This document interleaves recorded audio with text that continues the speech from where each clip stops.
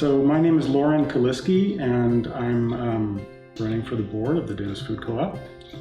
I am the owner of Upper Crust Baking. We're right next to the Davis Food Co-op in the former Radio Shack location. My family has owned Upper Crust Baking for close to 35 years. My parents opened the bakery in 1986. They came to Davis in 1970 from the East Coast and from New York City, actually. And my father always baked bread at home as a hobby.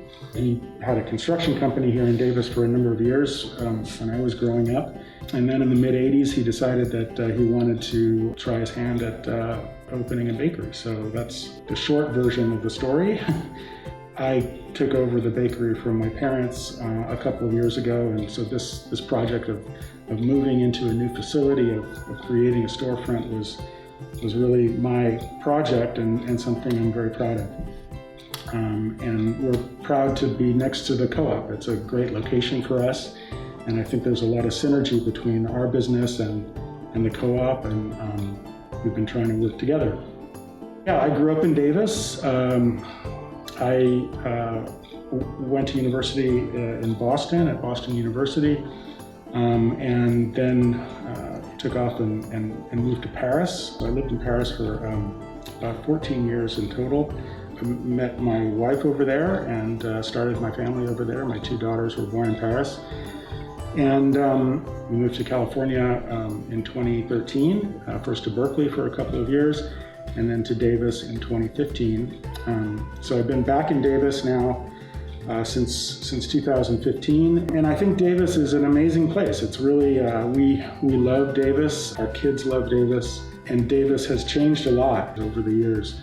What has really interested me since I've been back is the food scene. I mean, we really are fortunate to live in a corner of the world where we have an abundance of agricultural production, of diversity in agricultural produce, and that privilege has kind of taken hold in our region. I would say that what's gone on around us, certainly in Sacramento with their rebranding of Sacramento and the Sacramento region as America's farm to fork capital, has captured people's imaginations in a way that is fundamental. It's really kind of given Sacramento an identity that it didn't have before.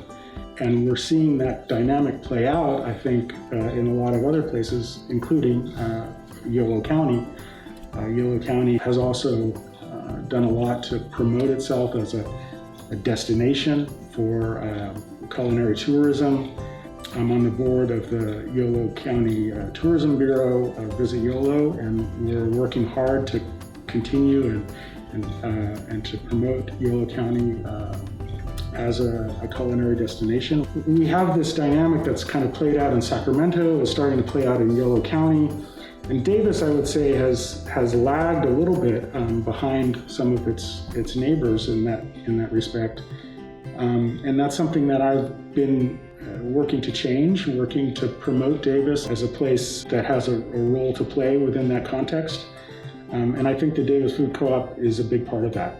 I think that the culinary scene in Davis, the agricultural assets that we have, the food and food producers that we have in Davis, whether they're restaurants or other types of food producers, need to be brought more to the surface. And the Davis Food Co-op has always been kind of the centerpiece of the Davis food scene, I would say. It's unique. It's a grocery store like no other because it's owned and operated by the community. So it has this unique position within our community, and it's really part of our community in a way that the other grocery stores and supermarkets and restaurants and other food providers are, because everything else is private. And the Davis Food Co-op is part of the fabric of our community. And so it really serves Davis in a different way and reflects who we are in a different way, in a more authentic way. And I think that it has a unique role to play in that regard. So my background is largely in marketing. There's a lot that can be done to broaden the appeal of the co-op, to expand the marketing that the co-op does to people in Davis and around Davis, also within the county as a whole, and giving people this understanding that the co-op is theirs. It's theirs to contribute to, it's theirs to help define. The challenge, I think, for any community is getting people involved. I think that I have a lot to offer in terms of my background in marketing. So, I think that we're certainly living in an interesting time right now. It's obvious from our wearing face masks that this is a moment like no other. It's going to be a challenge to figure out what our new normal is going to look like.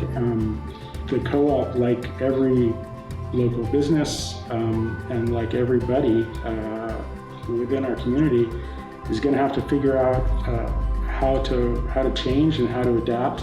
And those are big challenges. We're going to have to figure out some new formulas for doing business, for interacting with each other, for coming together as a community.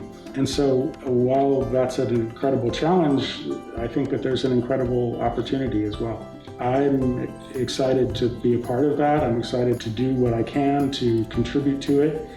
And I think that the co-op is well positioned to take advantage of those opportunities. So I'm excited about that. I think that that's a little bit of a silver lining to this public health crisis that we're all going through. It's going to force some changes that maybe are overdue.